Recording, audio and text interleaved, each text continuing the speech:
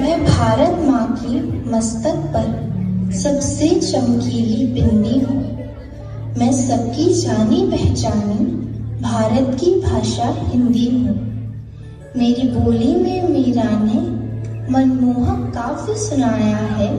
कवि सूरदास के गीतों में मैंने कम मान न पाया है।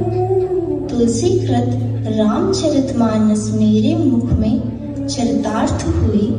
विद्वानों संतों की वाणी गुंजित हुई, साकार हुई। भारत की जितनी भाषाएं सब मेरी सखी सहेली हैं। हम आपस में क्यों टकराए, हम बहनें भोली भाली हैं। सब भाषाओं के शब्दों को मैंने गले लगाया है। इसलिए भारत के जन जन ने मुझे अपनाया